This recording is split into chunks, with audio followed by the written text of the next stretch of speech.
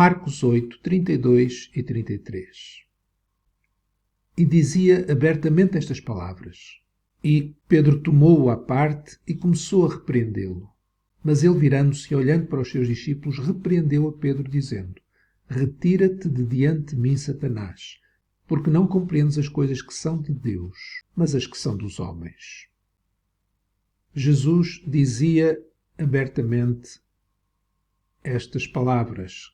Que palavras são estas? São aquelas que estão no verso anterior, quando Jesus começou a ensinar-lhes que importava que o Filho do Homem padecesse muito, fosse rejeitado pelos anciãos e príncipes dos sacerdotes e pelos escribas, e que fosse morto, mas que depois de 3 dias ressuscitaria.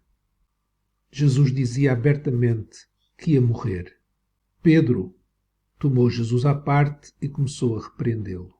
Grande ousadia de Pedro, repreender o Mestre, repreender o Filho de Deus, o próprio Deus. Mas a verdade é que isto só foi possível também porque Jesus, que é Deus, ele se tornou homem, igual a Pedro, aos outros, mas sem pecado, e facilmente eles olhavam para Jesus como igual a eles.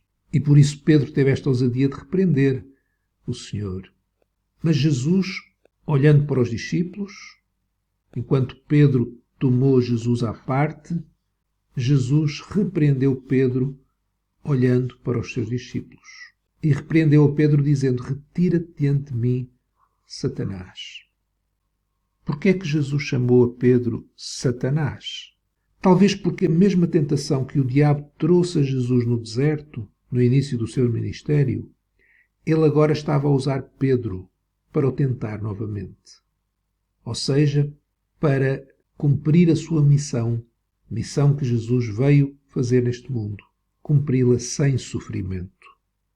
Não compreender as coisas de Deus, como Jesus disse a Pedro, não compreendes as coisas que são de Deus, mas as que são dos homens.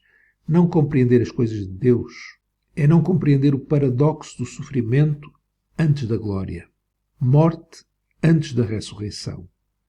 E assim, aquele que não compreende as coisas de Deus é um instrumento nas mãos de Satanás.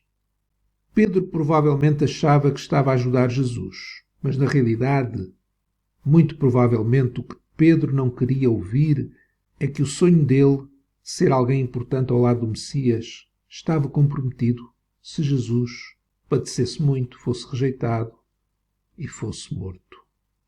Quando há ambições terrenas na nossa vida, vamos inevitavelmente ser instrumentos nas mãos de Satanás para prejuízo dos irmãos. Mas quando há ambições eternas, quando, como Abraão, a nossa cidade está nos céus, aí nós somos instrumentos nas mãos de Deus para a bênção dos irmãos. Podemos dar graças a Deus porque vivemos muitas vezes sem padecer, sem ser rejeitados, mas podemos ter a certeza absoluta que isso é por causa da graça de Deus. Porque o nosso destino como povo de Deus é ser rejeitado pelos poderes deste mundo.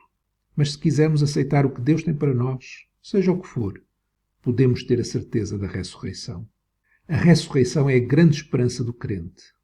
Como Paulo diz na primeira carta aos Coríntios 15:19, se esperamos em Cristo só nesta vida, somos os mais miseráveis de todos os homens. A morte, para o crente, só o faz ficar mais perto de Jesus.